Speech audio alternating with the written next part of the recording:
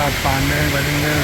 ๆเรามาตัดปานใกล้ๆกับปานเนี่ยออกจากปานเนี่ยมาแล้วมั้ง10 นาที18 นาที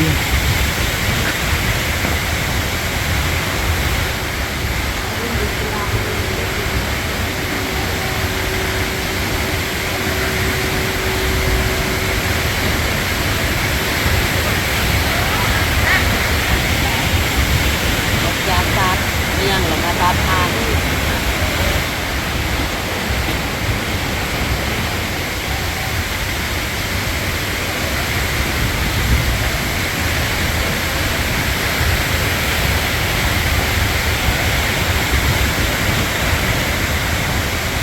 อยู่ประมาณนั้นนี่สิพากันมาขี่สลิงมาตรงนี้แต่พวกนั้นเป็นมาขี่สลิงกันนี่ลงมาพูดสลิงผสมบูไปดูตอนนี้เลยมาขี่สลิงไปกันดูกันนั้นขี่สลิงแล้วนี่ว่าคน